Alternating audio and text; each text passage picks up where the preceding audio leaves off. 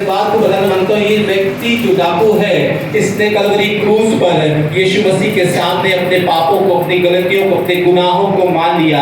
वो जान गया कि ये कोई और नहीं है, ये आसमान का खुदा है, ये परमेश्वर जिसके पास ये इख्तियार है कि वो गुनाहों और पापों को क्षमा कर सकता है।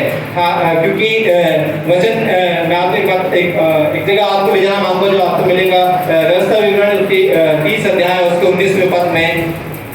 मैं आज आकाश और पृथ्वी दोनों को तुम्हारे सामने इस बात की साक्षी बनाता हूँ कि मैंने जीवन और मरण, आशीष और शाप को तुम्हारे आगे रखा है। इसलिए तू जीवन ही को अपना ले कि तू और तेरा वंश दोनों जीवित रहे। कि तू और तेरा वंश जीवित रहे। ये डाकू जो वहां पर कलवरी क्रूस पे लटका हुआ है, इसके जीवन में परमेश्वर का ये वचन काम कर रहा है। इसने इस बात को सुना हो या ना सुना हो, पर जैसे इसने परमेश्वर के मुंह, यीशु मसीह के मुंह से इस वाणी को सुना, तो उसको उस बात का एहसास हुआ कि उसने अपनी गलतियों को माना और उसने उस भाग को लिया जो उद्धार के जीवन का भाग था।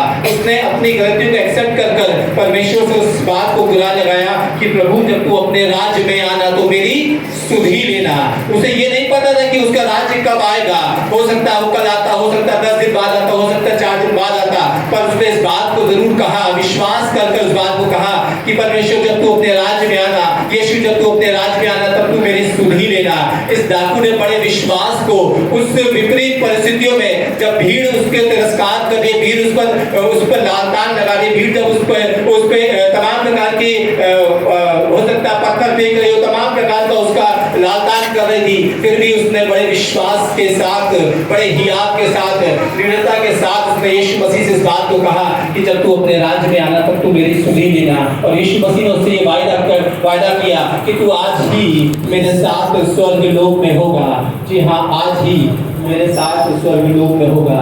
इस डाकू ने उस कलवरी क्रूस पर अपने विश्वास को प्रकट किया, अपने विश्वास को दिखाया कि उसने विपरीत परिस्थिति में भी विश्वास किया। आज बहुत सी जगह ऐसी बातें होती हैं, बहुत सी जगह विपरीत परिस्थितियां, विपरीत हालात हैं, बहुत से चर्चेस, बहुत सी कलीसियां, बहुत से लोग बैकस्लाइड हो गए क्योंकि वो विपरीत परिस्थितियों में खुदा के साथ चलना पसंद नहीं कर रहे हैं, वो खुदा से दूर हो गए हैं। आज खुदा मुझे और आपको भी ये मौका दे रहा है कि अगर हम अपनी जिंदगियों में अपनी गलतियों, अपने गुनाहों को, अपने पापों को अगर हमने अपनी जिंदगियों में अब तक स्मरण कर खुदा के आगे अपने आप को नहीं रखा है, तो आज ये मौका होगा मेरे और आपके लिए कि हम अपने आप को खुदा के सामने उस डाकू के समान संपूर्ण रीति से समर्पण कर दें और कहें कि परमेश्वर तू जब अपने राज्य में आना तो मेरी सुध ही लेना। मैं बताना मानता हूँ, यीशु मसीह वचन इस बात को बताता है कि विश्वास कर्म बिना अधूरा है। और इस डाकू ने अपने विश्वास को प्रकट किया, और प्रकट ही नहीं किया वरन कर्म भी किया, और तभी उसने इस बात को कहा कि जब तू अपने राज्य में आना तो मेरी सुध ही लेना।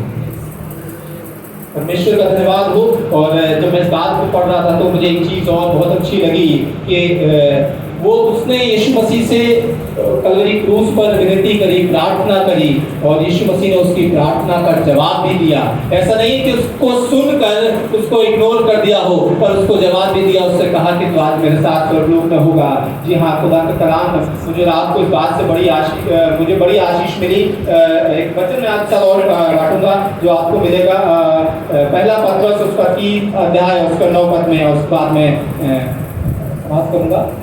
बुराई के बदले बुराई मत करो, बुराई के बदले बुराई मत करो, और न गाली के बदले गाली दो, न गाली के बदले गाली दो, पर इसके विपरीत आशीष ही दो, पर इसके विपरीत आशीष भी दो, क्योंकि तुम आशीष के वारिस होने के लिए बुलाए गए हो। क्योंकि तुम आशीष के वारिस होने के लिए बुलाए गए हो। Praise Lord.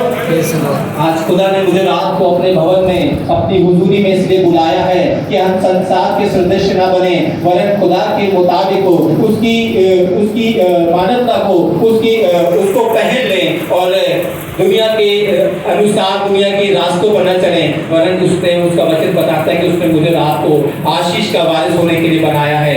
मेरे और आपके जीवन में अगर अब तक खुदा दूर है तो इस बात को जान लीजिए, आज से ग्रहण कीजिए और आशीष का वारिस बन जाइए, ताकि उसके राज्य में हम प्रवेश करें और आनंद बनाएं और उसका मकसद जो इसके लिए वो संसार का आया वो पूरा होने पाए। Praise Lord. आप सभी को जय मसीह।